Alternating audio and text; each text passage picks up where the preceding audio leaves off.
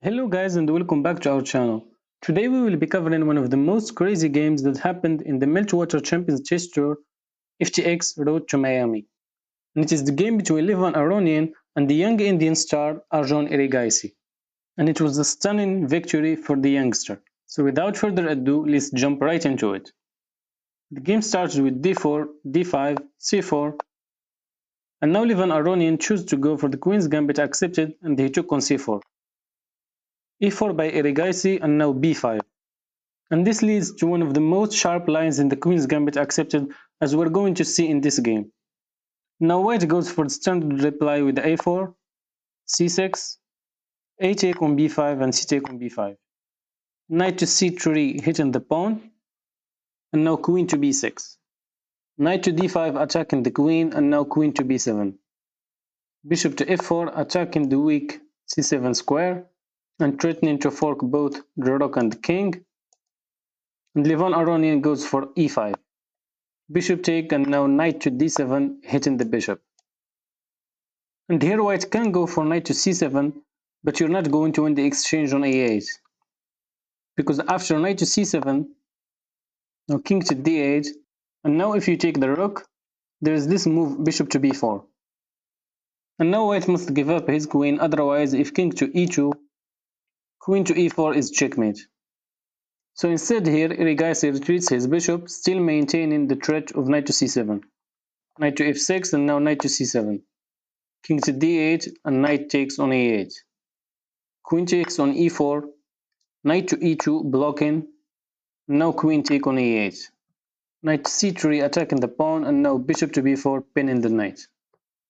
f3 controlling the e4 square which the knight might use, and now a5.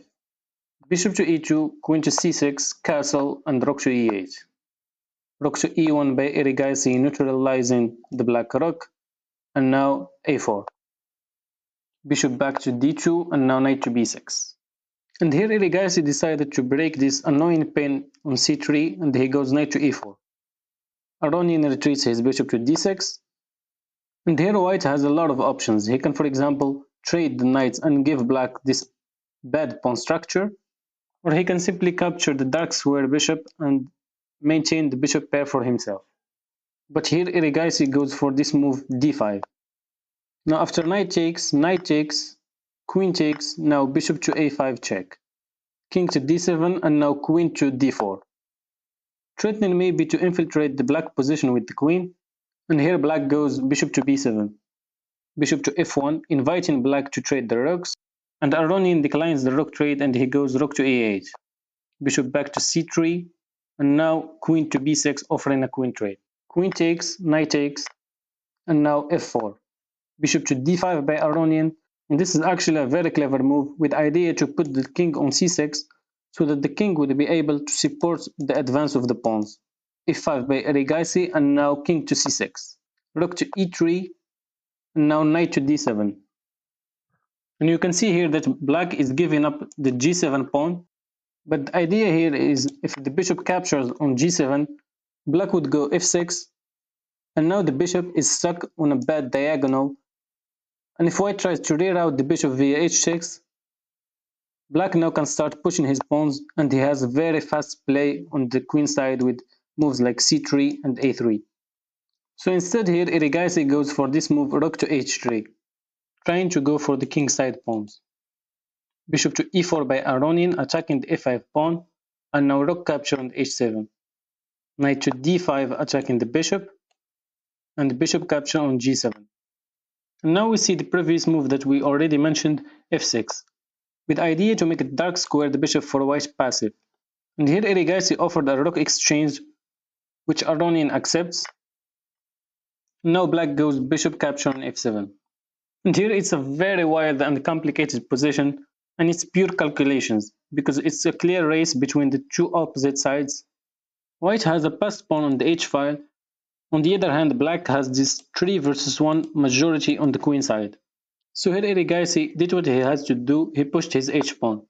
Bishop to g4 by Aronian, trying to block the advance of the pawn, and now king to f2 with idea to challenge the black bishop.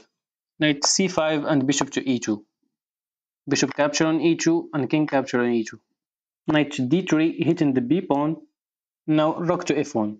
Knight capture on b2 and now bishop capture on f6. Knight to d3, g3, and here there is only one move to keep the game going, which is to go knight to c1.